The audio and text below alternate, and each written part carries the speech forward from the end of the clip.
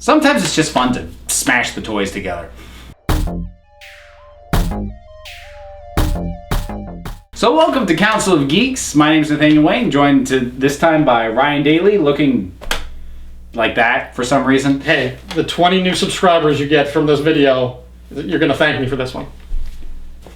Fair enough. I'll take what I can get. So we're doing something different this time, kind of a little bit as an experiment. So we're not going to talk about news. We're not going to talk about, projected films. We're not going to talk about anything that's happened. What we're going to do instead is just kind of go nuts and talk about ridiculous mashups of universes of movies, of whatever, and not ones that have actually been done, but just ones that we thought of. That were like, that might be fun, and not a lot of restriction in terms of mixing genres or anything else. And it was kind of whatever you feel like. The one thing that I did ask Ryan not to bring to the table was just mixing up, a Marvel property and a DC property, because that's the easy go-to stuff, and most of it's been done because those two have done crossovers at some point. Right. So, Ryan, you have two.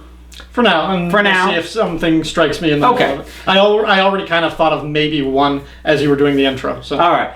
Well, I have five, but I'm going to assume that mine are probably less thought out than yours. So I'll kick off because I've got more of these. All right. So I'm actually going to start with the one that was sort of my initial, they could just do that. And sort of my thing in my head, like in my ideal world, you wouldn't go into any of these things knowing that these things were going to cross over. You would go in thinking it was going to be whatever the more predominant of the worlds is, and then you realize as it goes along that the other thing has come in. Yeah. So, Indiana Jones.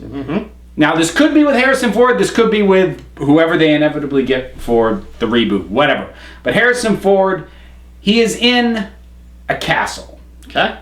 Now, this place is run down. It was off in the mountains. It was way out of the way. It took him a lot of work to get there. Now he's got his usual kit. He's got the whip. Right. He's got whatever. But he's also taking notes, and he seems to be doing a little bit more of what a normal archaeologist would do. So maybe this is his idea of a vacation. Because it's not supposed to be massively deadly, but it's like, oh, okay. And he's getting the sense that this place is older than it's supposed to be. Things are a little off. Then he starts coming across some classic ancient indie death traps, all of which he gets around. And eventually he gets down to the basement and there's a coffin. And the coffin, the lid slides off. And Indy now has to deal with the fact that he has stumbled into Dracula's tomb. And so we have Indiana Jones versus Dracula, basically set off because he's an archaeologist. He was scoping out this castle that nobody seemed to have gone near for a long time, and now he's got to deal with that. Yeah. So I love the idea. I do. I think it's brilliant. The one thing that I have mixed feelings about this is the premise is the same as our friend Rob Kelly's Ace Kilroy comic. Webcomic he created is essentially an archaeology, a pulp adventure Indiana Jones type of character versus vampires and monsters. So the fact that you came up with that independently, it's a really good idea. Now, I would love Rob to have to be able to sell his idea and have like his IP become like a $1 billion windfall idea, because then I'll just ride on his coattails and live off of him like in Entourage or something. That's how I've pictured it. You're Turtle. I hope you realize that. Or Johnny, or they're all the same. So I like that. But at the same time, just the name recognition of the two established IPs that you mentioned, Indiana Jones meets Dracula.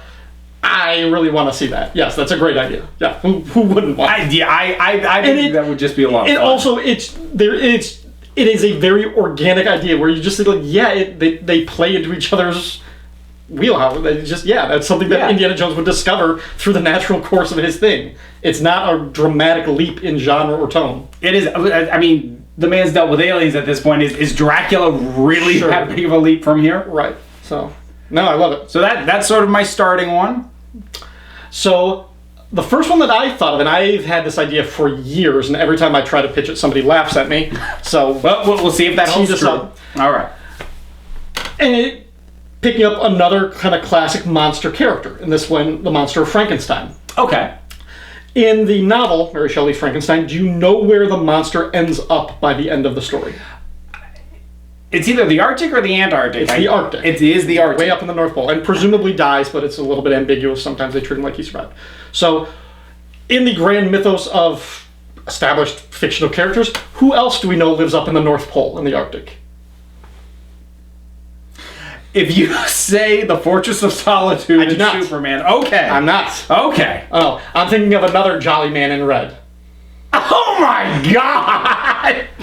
Frankenstein versus Santa Claus. Now, tons of ways you can go with this. You can go very kid-friendly. It's just a silly little children's story about Santa Claus or whatever, and Frankenstein or whatever. You can do something like the opening of the movie Scrooged with Lee Majors and the night the reindeer died, where you basically have Frankenstein assaulting these elves and everything, and it becomes this horror story and a survival thing where it comes out Frankenstein and Santa Claus are just fighting at the end of it on top of the sleigh flying over the sky or something like that. However way you want to play it, they're both based in the North Pole. I want to see that mashup, Frankenstein and Santa Claus. By the end, I want it to be a knockdown drag out. If you want to start whimsical or cutesy, whatever, that's fine. But by the end, I want the gloves off. Basically, I want the Santa that we saw fight Lobo. I want that kind of Santa by the end. It could start off as a mystery with something is preying on the reindeer. Something is eating the reindeer and hunting them down or whatever. And, it's Santa and some of his elf suicide squad is going after this. It could be that. Now, what if the monster took over the toy making factory and started recobbling the elves together to try and make little mini hymns? Oh. Oh. I actually, as hard as I laughed at this, I actually think that would be very cool. I like that. So I'm trying to think, what one am I gonna do next? Okay. I was gonna say this might be my most ridiculous, but I think I might be saving that for the end. But this one's pretty nuts. Okay, so this would be my follow-up to Frozen. Okay. So we're dealing with our initial sort of core characters. Queen Elsa, who has the ice powers, for Sister Anna. The Olaf, the little snowman. Yep. Maybe throw Kristoff in there. I don't know. It doesn't matter. But so Olaf is going to kick this off because he's the most innocent, kind of bumbly character. He can get them into situations easily enough. Mm-hmm. And it can just start very basic because he's just a fun-loving little snowman. So something as simple as they're just playing hide and seek. And he goes and he hides in a part of the castle in a piece of furniture that nobody seems to have noticed before. And the others go looking for him because they haven't found him in a while. Mm-hmm. And when they find this thing, what is this? Olaf, are you in there? And they go through, and now they're in Narnia. Okay. And so I go back and forth on the details of this, but I can't decide if I would have this interrupt the events of The Lion, the Witch, and the Wardrobe, where basically you end up with Elsa versus the White Queen. Mm-hmm. Or if it's set way after all that stuff, and then Elsa is mistaken for the resurrected for the White Witch reincarnated. Yeah, okay. And then it becomes Frozen versus Narnia. But there was just something about the idea of Elsa stumbling into Narnia, and I think she could bring the others along with her. That just kind of made me go, hey, why not? You could almost marry those two different options by having some sort of comical thing where her appearance, she accidentally kills the White Queen and then basically just stumbles into her same position. And it becomes essentially the same conflict. The story continues throughout, but just with the slight variation of Elsa doesn't really understand why these events are happening around her, why everybody hates her, why everybody treats her this. She sees this massive lion that thinks she's evil, and she's like, well, I'm going to take him down. And everyone's amassed against her. She doesn't understand She thinks it's the world against her for some unknown reason. Again, for crying out loud. It would be for hers. Yeah. So. Oh, I like that. So Cool. I like. All right. So, do you want me to do another, or do you want to take it? Yeah, I'll go with my next one. Okay. And without like painting too much of a picture, we start off with Tarzan. Okay. And it's Tarzan, Lord of the Jungle, doing his kind of Tarzan shtick, and something is hunting the animals around his kingdom, around his world. Right? All right. And hunting them in a very particular way. And he starts finding, his baboon friends or whatever kind of like animal in the jungle, strung up overhead, skinned, and everything. Okay, you can already tell where I'm going. It's Tarzan versus the Predator. Now, the way that I would sort of distinguish this, because visually it could play out very much like the first Predator movie, or the tail end of the subsequent ones where it's all sort of in the jungle or in that environment. What I would try to do to be a little bit different is still set this in the 1800s and like sort of early Tarzan's world or whatever, but kind of, even though it doesn't make sense because it's an alien with alien technology, sort of bring the Predator back to that level and make it a little bit more steampunk, where it doesn't have the laser cannons, where its arsenal is a little bit more primitive, slightly. Like it might actually have like a version of a bow and arrow instead of like the shoulder cannon. Okay. And visually it would just look a little bit different, so it seems a little bit more primitive. So steampunky versus is sort of just kind of like more grounded down to earth. But eventually it's going to come very much like the end of Predator, where you got a shirtless hunk guy fighting the Predator, but he also has the apes on his side, like commands the jungle. Yes. So so that basically Tarzan versus the Predator. I'm not sure I have anything to add to that, because that just works as a natural setup, and that's actually going to say, because I had a Predator mashup too, which thankfully plays out somewhat different. Okay. So this would be a case where this would be kind of leaping off from the first one a little bit, but the Predators, they're not quite the outright villains of this story. Okay. So this is a case where the government knows about them. Mm-hmm. And they know it's not worth the effort to try and stop them. Because if they ever decided that we were getting in their way of what they do too much, they could effectively just wipe us out. So there's kind of been an agreement reached where there is basically kind of there's kind of a game park. Okay. Which is barring a little bit of, from Predators, where they had like a plan of that. But this is kind of watched over and maintained and, guarded around the edges and overall monitored by the Men in Black. Okay. So what you would have is you'd have the Men in Black not only keeping, other humans from stumbling onto this thing, but also trying to make sure that the Predators stay within the borders of where they're supposed to be hunting, and you can actually end up with a bit of a wacky cop scenario where there's one Predator who's just keeps stumbling outside the borders and like, will you get back? And they just got to wrangle him back because he saw a bull on somebody's arm. He's like, ooh, I'm gonna get that. It's like, no, get back here. So they're still killing machines, but if you can bring just the Men in Black level of, we just got to wrangle these things because they're here and we have to deal with them. Yep. And they almost have to treat it like the way you imagine the native guides deal with the rich dentists who go on safari in Africa. It's like, oh, these guys again. Okay, let's set you up for the kill here. There it is. Go ahead. that kind of resigned.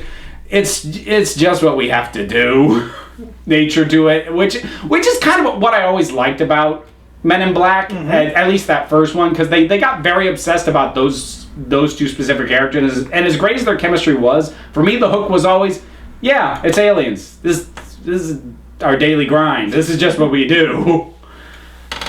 I like it. Yeah, and I'm still trying to think of them like flashing and trying to like convince people that they didn't see. That was an alien. No, that was a cosplay. I'll do another one. All right. So, okay, this is one that I actually think I've even seen fan theory for this mashup before, but I'm gonna go for it anyway. So, Mad Max. You have Max Rokitansky. out in the waste. Okay. As he tends to be. Because that's, what else is Max going to do? He's going to wander the waste till he stumbles into something that he wish he hadn't stumbled into. Yes. Until he accidentally trips over the plot. Yeah. That's the so he runs into, a typical Mad Max scenario. There's some people just trying to make it, and there's some bandits giving them trouble, but there's also this big ass wall that they're all kind of camped out in front of. And they all seem to kind of want to get in, but none of them really know what's on the other side of this thing. But that eventually the bandit situation gets so bad that Max realizes that he and these people need to try and get onto the other side of that wall. So they're looking for any way in. I haven't got the details of exactly how they get in, but eventually they do get on the other side of this wall, and they find themselves inside Mega City 1. Okay. Which means that they are now they fall under the jurisdiction of one Judge Dredd. Yep. And so now you've got Dredd, who, from his perspective, is dealing with the mutants that live outside in the waste have infiltrated his city. Yeah. And so now you have Mad Max versus Judge Dredd. I like it. I had a sort of like a Judge Dredd idea was percolating in my head too, and I was trying to think of something, and I just kept coming up with Judge Dredd and RoboCop, which Dark Horse Comics might have done that already. They might have. They matched up RoboCop with a lot of. But I also kind of thought, I was like, those are two similar ideas. They're both law enforcement. They're both stoic, like kind of emotionless people, like with the guns and everything. So I didn't think Judge Dredd, RoboCop. I didn't think it gave you anything that the other one didn't give you individually. But Judge Dredd and Mad Max would be a fun team up. If anything, to see Judge Dredd on his motorcycle in the going next to Mad Max's car. Yes, I mean, there's that. I mean, eventually, if you feel like having them team up, you could have the bandits outside manage to follow them in, and so that they're just wrecking shop and they team up against them. You could go that way, but it just seems like a natural fit because Dredd the world of Judge Dredd has always been, we've got the mega cities and out there's the waste. We don't go out there. And what's Mad Max? It's a wasteland. So it doesn't feel like that big of a leap to just say, yeah, on either side of this wall, pick your dystopia. I like it. I dig that one. All right. So did you have any others? Not right now. Okay. Yeah. So I'm with your next one, and then I'll see if something. Okay. This one's my finale. This is my big one. Okay. So, The Ring. Now they tried to bring this back. Okay. I had to double check to be sure the movie had actually come out. Yeah, I remember us talking about this. Yeah, and it did. Okay. Nobody noticed. Nobody cared. It made no money. Okay. The franchise is dead. So you've got your typical Ring setup, and now unfortunately, part of the reason the sequels didn't work is because, as it ends up being the situation with almost every would-be horror franchise, eventually all you're doing is recycling the setup with a new group of fodder. And you are gonna start from that place, right, where it's the haunted video. I didn't see Rings, again, nobody did, so I don't know how the curse is actually working in this place, whether it's online or how it's doing. But however, it's getting spread. So somebody has seen it and they've gotten the call, that warning, 7 days, you will die in 7 days, and they know enough to know that there's this supernatural thing and it's a curse. And so when you're dealing with something that weird, who are you gonna call? So that's where we start. So we've got the Ghostbusters investigating The Ring, Ghost, and the curse of it, and all this. Eventually, you will have I think it's Samara is her name in the U.S. version, facing off against the Ghostbusters. But right at the point where she's come out of whatever screen she's come out of, she's brandishing something no one's ever seen her with before. She's brandishing a book. It's a book that looks like it's made out of human flesh. Oh gosh. At which point she gets a shotgun to the shoulder, which will send her nicely spinning around, and you whip the camera back and you hear groovy. And so we have Evil Dead and Ghostbusters versus The Ring. Ash and the Ghostbusters together. That would be. I'd be down for them versus anything. You could throw them up against Cthulhu for all I care. Versus the girl from The Ring. I like that. Oh yeah. I like that. That would be okay. I want to see that too. So, I mean, these sorts of things are fun. And the thing is, as ridiculous as a lot of these sound, if you actually think about some of the ones that have been done or came close to happening, these aren't as ridiculous as they seem. It really is just a matter of when the rights reside with the same place. I mean, how close did we come to 21 Jump Street crossing over with Men in Black? They were actually going to do that. Which might have been fun. I have no idea. Honestly, it might have been. So. I mean, I would even go so far as to say Freddy vs. Jason was fun. Okay, I just thought of Michael Myers from Halloween. Yes. Goes to Halloween Town from The Nightmare Before Christmas. I think that movie would last 6 minutes. That would be a supporting feature, I think. That's gotta be like a robot chicken bit. I don't even think that could be. Yeah, that's not even a real thing. That's gotta be some creepy animated thing. That's just there aren't any babysitters or kids in Halloween Town. They're all. Well, actually, sure there are, but they're lock, stock, and barrel who are gonna give Mike Myers a much bigger run for his money than he's used to experiencing. Yeah, that actually turns things around. He's hunting Sally, and somehow he stumbles onto Oogie Boogie's place with Lockstock. Oh.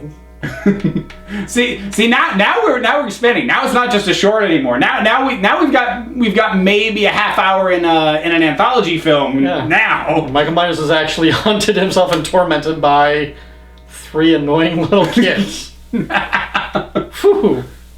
All right, that's something at least. Yeah. It is. It's not nothing. So, like I said, folks, this was just a fun one that we felt like tossing together because, you know what? Sometimes it's just nice not to have to look at the news of what's actually happening and going, why does anyone think that's a good idea? But so that'll about do it. So Ryan, plug your project of choice. I've got a number of podcasts. You can find them all on the Fire and Water Podcast Network, available on iTunes, the interwebs, what have you. And you can also read my webcomic, My Pet Ninja, available at risingsuncomics.com. Can I get it on my Zune? Is there such a thing? There is somewhere out in the galaxy. Space. I love that bit. That was a great bit. If you are watching the video of this, you can listen to an unedited version of this conversation, which actually, depending on how, this probably ran shorter than we usually do, so I might just put the unedited version up as a video. I don't even know. But in case I didn't, the unedited version will be available as a podcast, the Council of Geeks podcast available on iTunes and Stitcher. So thanks so much for tuning in. Thank you, Ryan. And until next time, this council is adjourned.